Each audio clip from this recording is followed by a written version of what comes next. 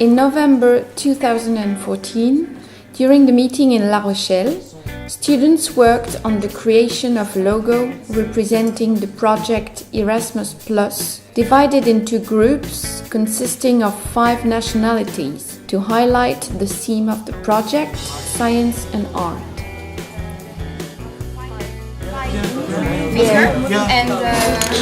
And then we put it's equal, the fingers are equal and they are because it's science. Yes, I said that. Ah, okay. It's like Art and science. it's DNA, not 80. All the teachers and the students then voted for the logo that best represents our project. It was then decided to try to artistically realize the logo, aiming at developing scientific and technical skills. So the logo represents a work, support and goal achievement. We decided to make a mosaic measuring 60 centimeters times 40 centimeters. It was necessary to continue our researches on pigments. Black could be extracted from squid ink.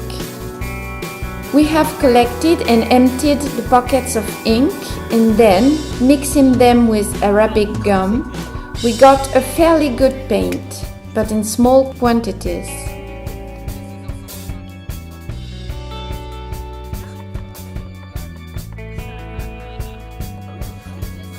The orange-red can be obtained from the lycopene extracted from tomato pulp, but winter tomatoes contain too little of it.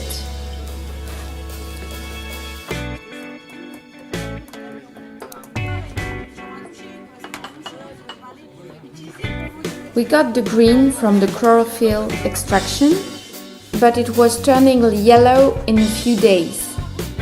Similarly, we used beet juice, which worked well as a dye, but was too pink for our needs. These 3 trials, lycopene, chlorophyll and beet juice, therefore proved to be unsuitable for making paints. Finally, we have chosen to make green paint from crushed green chalk. We got 2 blue tints from which we were able to achieve 2 paints.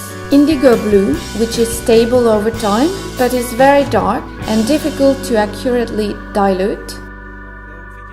Blue from copper sulfate, very pretty at first, but eventually turns green quickly. Red, which was rather ochre, had been obtained from clay during the first phase of the program. Mosaic tiles were molded from a mixture of lime and sand. Molding the blocks was done using ice trays. We used a measuring spoon. The difficult point was to get the blocks to the same thickness. It was necessary to calculate the ideal volume, but we lacked precision to measure the amount of material. We also made slabs that we broke into pieces of varying shapes, resized to fit the design of the logo. Cutting the pieces was the longest and most tedious part.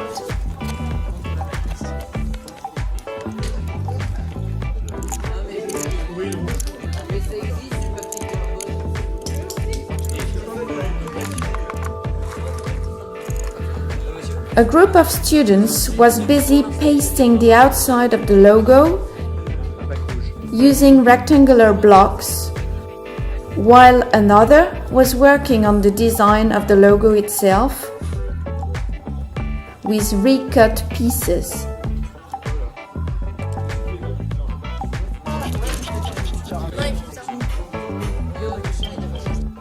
Initially, we used lime to paste the fragments,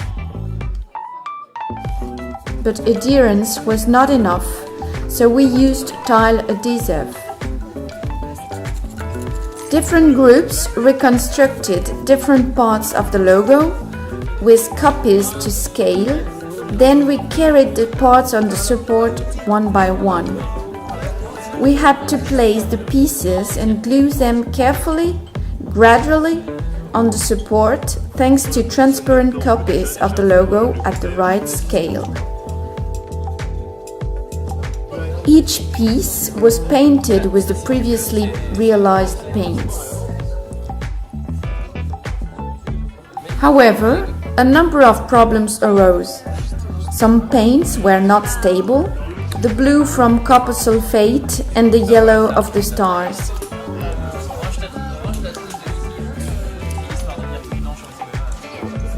The achievement of lime joints was also difficult because it covered the painted fragments, and when cleaning the joints, the paint tended to leave. We decided to make touch-up paint after jointing and to protect the mosaic by a layer of varnish, which was not entirely colorless.